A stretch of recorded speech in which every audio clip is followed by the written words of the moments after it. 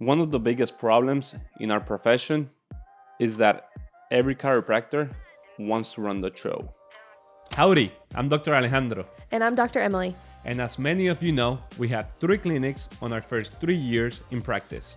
If you enjoy our content, make sure you subscribe and share with your colleagues and future colleagues to get on the path to victory.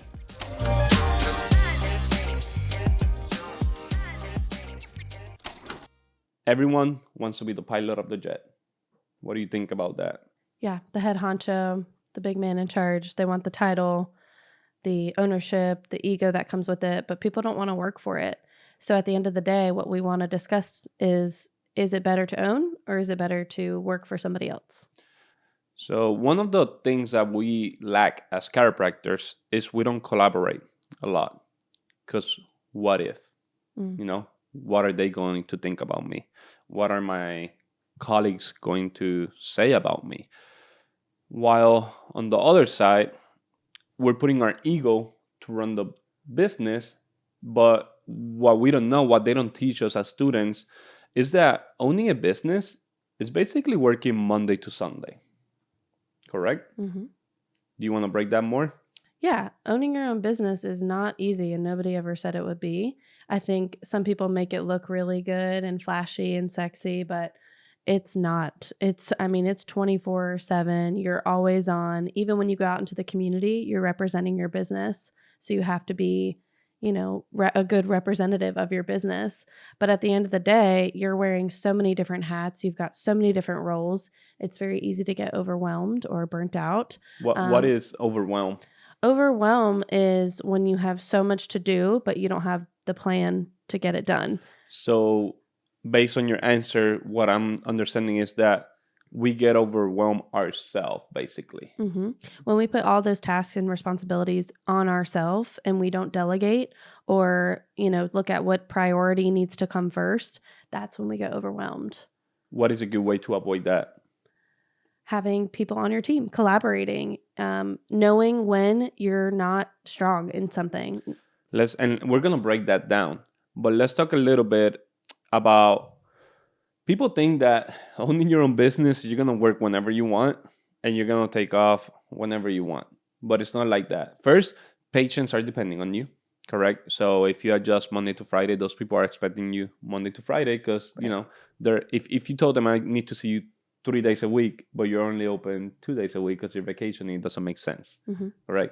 Another thing is if you vacation,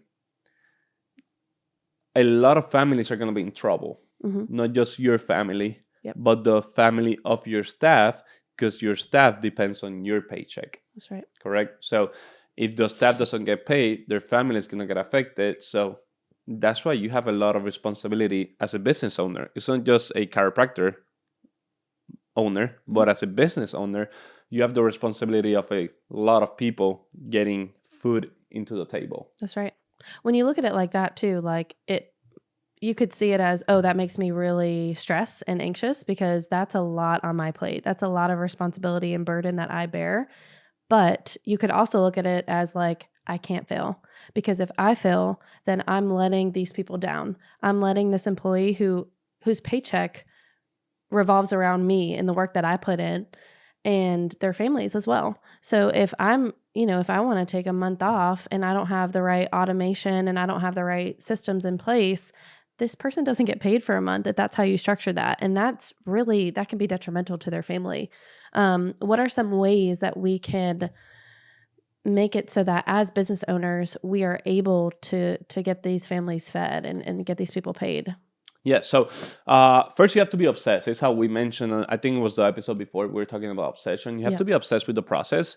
That way your staff basically gets paid and they can bring food to the table. Yeah. But to answer your question, imagine if a pilot is the one in charge of changing the oil, getting gas, cleaning the bathroom, cleaning the whole plane. Mm-hmm. Giving out snacks. Giving the water, being the flight attendant, being the pilot as well. Yeah. Do you think that flight is going to be first enjoyable? And second, do you think they're going to make it to the destination? Absolutely not. They're not going to make it to the destination Okay, because it's so much on his plate, and he's just trained to be a pilot. Right. He's not trained to do the maintenance on the plane, to change the oil, to change the gas, to give you pretzels. He's just not trained for that. So eventually, let's suppose you are on a flight from Dallas to Puerto Rico, that plane is not going to make it. It's going to crash.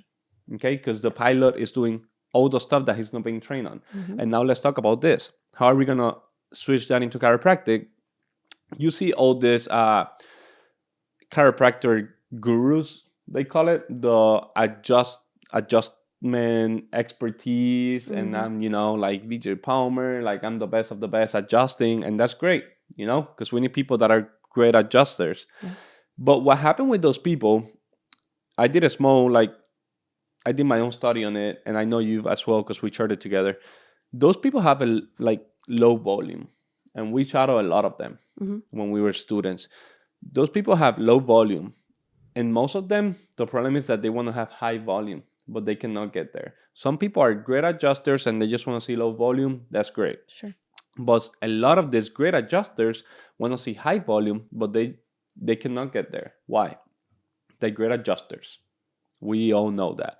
But when it comes to business, they suck. They don't know how to do marketing. They don't know how to do the payroll. They don't know how to bring people in. They don't know how to close a care plan. They just don't know. Okay. And this brings me back. Usually, like in high school, I had a friend that he was a nerd and he was all A's, but he couldn't interact with people. That's how I compare all these chiropractic experts when it comes to adjustments. They just cannot sell a care plan. They just cannot run a business. And that is fine. That is fine. But that's when we need to collaborate more. Correct? So what's a good solution for that? Because I think I know where you're heading with this. When, okay, I don't want to run my own business. I don't want to do payroll. I don't want to have people's paychecks relying on me. That's way too much pressure. The great opportunity, the great option is... Yes, and that's why as well we created the Victory system, basically. Right. Is that we're opening office for these chiropractors, and they get ownership of the business. Okay, they get equity. You're the owner, so you can have your ego say that you're the owner, but you're not doing the behind the scenes. You're not doing the marketing. You're not doing the payroll. You're not doing this. You're just showing up, adjusting, and go back home. Yeah. And you're still the owner of that clinic. Basically, you're a glorified associate with the title of the owner. So I want to talk about the benefits of associating too, because there are some really good associate positions. Let's actually talk about the two examples that we have, because we have friends that have gone through this. Right. We have friends that had a terrible associateship. They were not getting paid. They were working 7 days a week still, not getting paid, acting like the business owner, but still, again, not getting paid. The main doc wasn't showing up. Correct. And that person learned a lot, and now that person has their own clinic, and that person is doing great. On the opposite, we have this friend that had a great associate. Basically, like everything was perfect. Making 6 figures a year. But this person wanted to be the owner, wanted to be, the ego was taking over, and that person then quit the associate, opened their own clinic, and it's been a struggle. So we have the two spectrums there. Okay. What do you want to break about that? So, I mean, let's talk about the benefits of an associate position, or like in our position, opening a Victory and somebody just kind of steps into that role.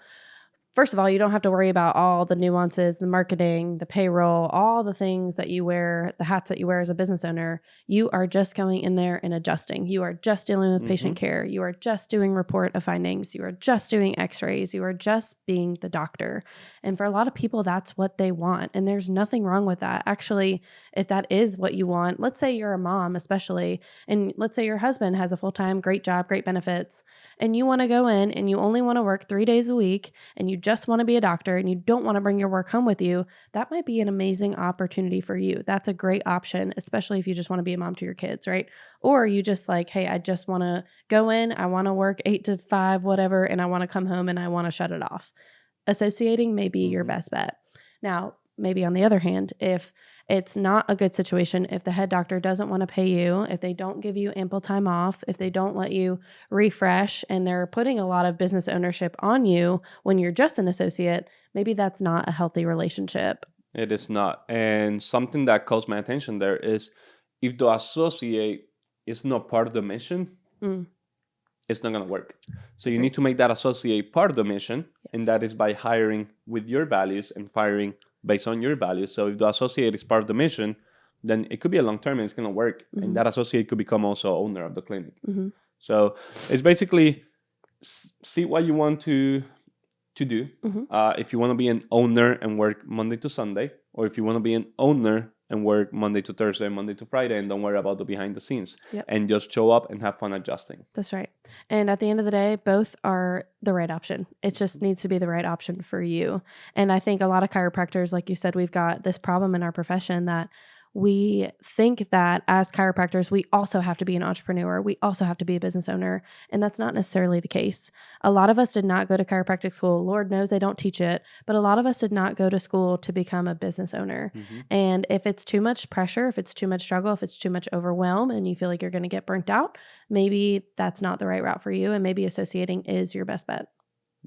You basically stated there. So if you don't know, and we're doing this, that way you don't make the same mistakes of the friendships that we've had, because we've had that a lot, and a lot of people have messaged us asking about this subject. So that's why we wanted to break it down. So if you know someone that is struggling in practice, or if you're thinking of opening or associating, or you're debating, just reach out to us. We could guide you the correct way, try to help you, but definitely we don't want you to make the same mistakes of our friends. That's right. So feel free to reach out to us.